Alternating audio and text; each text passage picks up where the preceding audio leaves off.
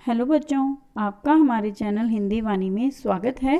पिछले भाग में हमने पढ़ा था कक्षा 8वीं की पाठ्य पुस्तक वसंत भाग 3 का 13वां पाठ।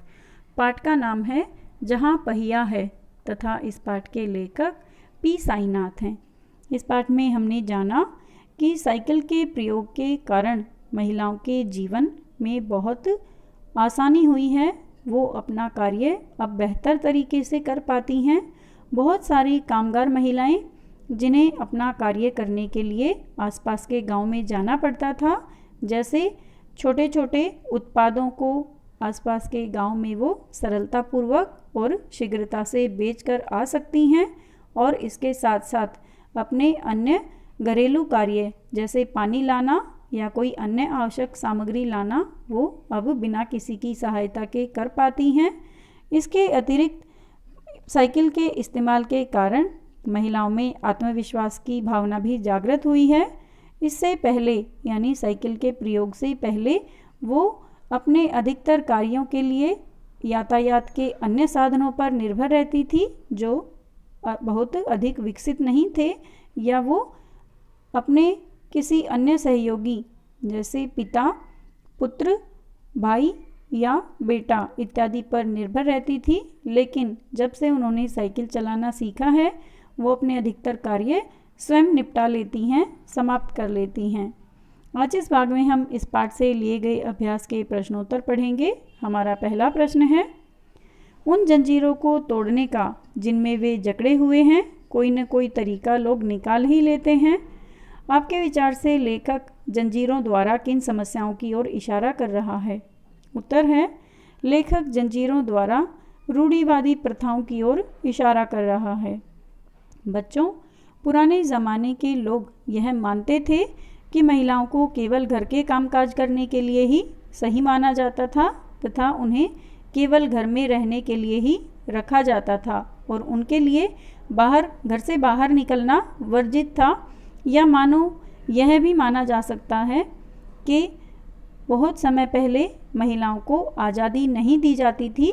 वो एक स्थान से दूसरे स्थान पर यदि कहीं जाती थी तो उनके साथ घर का कोई न कोई सदस्य अवश्य जाता था। उन्हें स्वतंत्र रूप से या अकेले कहीं भी आने जाने की आज़ादी नहीं थी। तो लेखक जंजीरें किसे कहते हैं? रूढ़िवादी जो विचार हैं, जो पुरानी प्रथाएं हैं, उन्हें जंजीर बताते हैं। जंजीर का अर्थ है बेल या लोहे की डोर जिससे बांधकर किसी को रखा जाता है। तो जो प्राचीन रूढ़िवादी प्रथाएं थी उनके द्वारा महिलाओं को घर के अंदर रहने के लिए ही मजबूर किया जाता है, इसलिए लेखक ने उन्हें रूढ़िवादी प्रथा कहा है जंजीरों के द्वारा। हमारा दूसरा प्रश्न है, उन जंजीरों को तोड़ने का जिनमें वे जकड़े हुए हैं कोई न कोई तरीका लोग निकाल ही लेते हैं।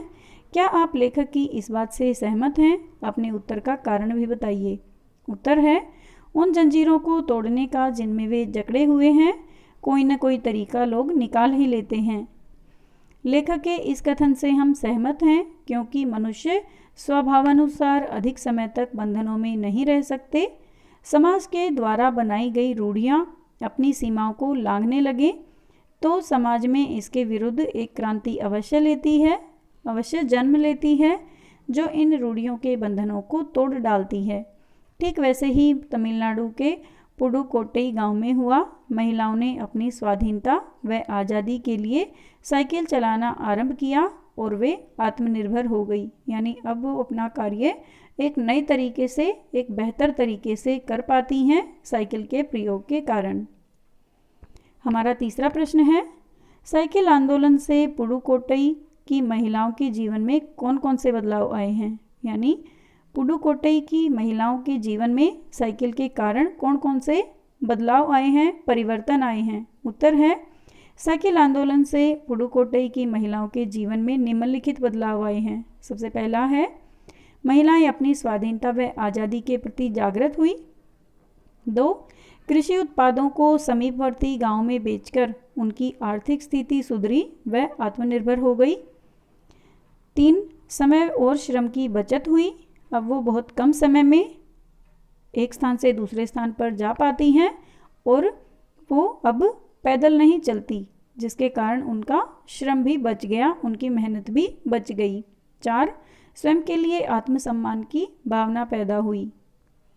हमारा चौथा प्रश्न है, शुरुआत में पुरुषों ने इस आंदोलन का विरोध किया, परंतु आर साइकिल्स के मालिक ने इसका समर्थन किया। क्यों? उत्तर है, शुरुआत में पुरुषों ने इस आंदोलन का विरोध किया क्योंकि उन्हें डर था कि इससे नारी समाज में जागृति आ जाएगी।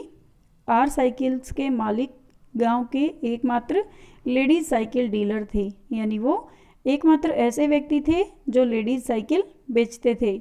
इस आंदोलन से उसकी आय में वृद्धि होना स्वाभाविक था, इसलिए उसने स्वार्थवश आंदोलन का समर्थन किया। हमारा 5वां प्रश्न है, प्रारंभ में इस आंदोलन को चलाने में कौन कौन सी बाधा आई? बाधा यानी रुकावट। उत्तर है, फातिमा ने जब इस आंदोलन को शुरू किया तो उसको बड़ी कठिनाइयों का सामना करना पड़ा। उसे लोगों की फब्तियाँ यानी गंदी टिप्पणियाँ सुननी पड़ी। फातिमा मुस्लिम परिवार से थी जो बहुत ही रूढ़िवादी थे। उन्होंने उसके उत्साह को तोड़ने का प्रयास किया।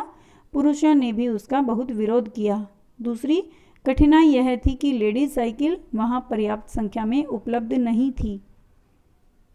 हमारा 6वां प्रश्न है, आपके विचार से लेखक ने इस पाठ का नाम जहाँ पहिया है क्यों रखा होगा? उत्तर है, तमिलनाडु के रूढ़िवादी पुडुकोट्टई गांव में महिलाओं का पुरुषों के विरुद्ध खड़े होकर साइकिल को अपनी जागृति के लिए चुनना बहुत बड़ा कदम था।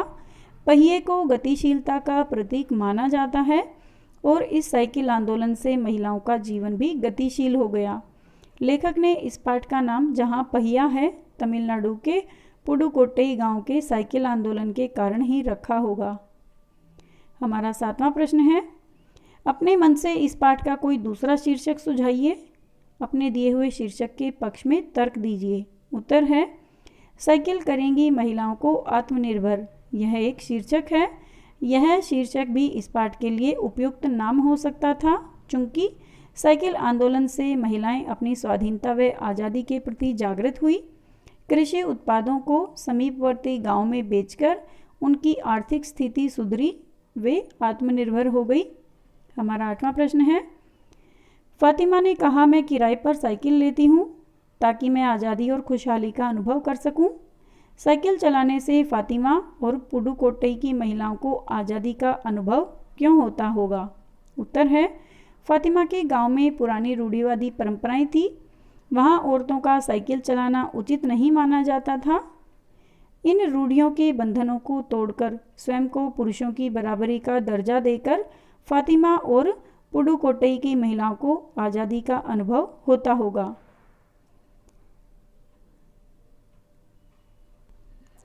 पुडुकोट्टई पहुंचने से पहले मैंने इस विनम्र सवारी के बारे में इस तरह सोचा ही नहीं था।